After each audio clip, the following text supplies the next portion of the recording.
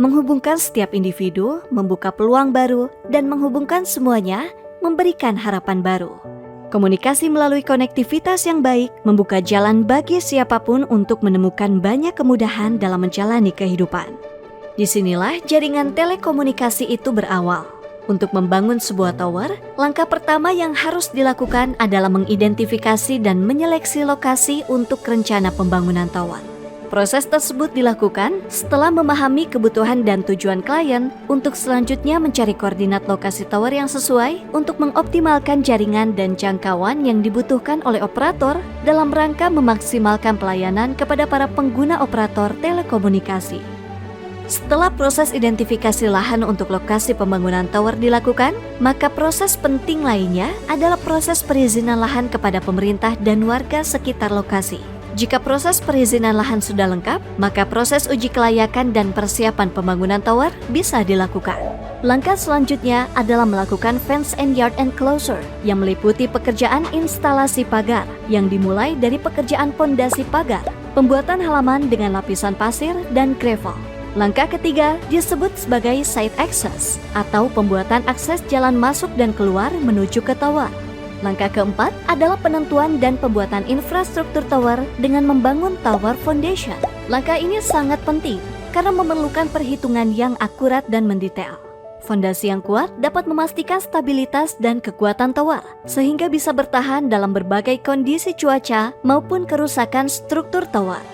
Setelah fondasi tower terbentuk dan kokoh, maka langkah kelima adalah membangun struktur tower atau tower structure di atas fondasi yang sudah siap. Struktur tower ini akan berbeda di setiap lokasi, baik jenis maupun tinggi tower akan disesuaikan dengan kebutuhan dan kondisi lokasi. Jika struktur sudah berdiri, maka akan dilakukan pemasangan alat untuk keperluan operator dan minimal satu tenan dalam satu tower.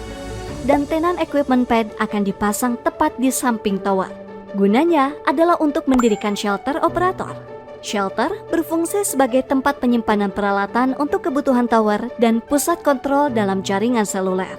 Shelter terhubung dengan kabel power dan kabel data pada tower yang dilindungi oleh kabel tray. Selanjutnya, pada bagian kaki atas tower akan dipasang antena mounts yang merupakan besi pengait sebagai tempat dudukan antena.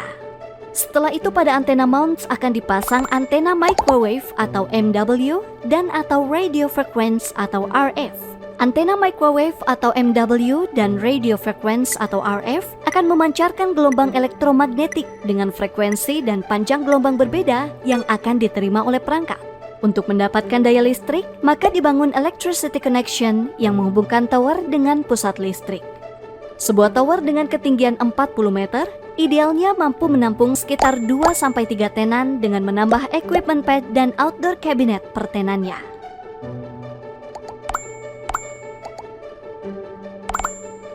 Namun, apabila ada penambahan tenan lagi di tower yang sama atau disebut dengan colocation process, maka akan dilakukan tower extension dan upgrade, di mana tinggi tower akan ditambah untuk menyimpan tenan tersebut. Penempatan pad dan outdoor cabinet pun akan dilakukan di atas kabinet tenan yang lain atau stack equipment pad agar dapat masuk pada area tower.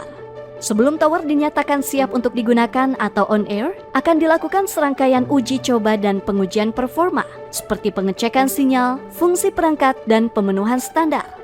Jika semua uji coba tersebut sudah dilakukan, maka status tower tersebut akan dinyatakan site on air, yang berarti situs atau lokasi tower sudah aktif dan mulai beroperasi. Dan begitulah akhirnya kamu bisa terhubung dengan dunia.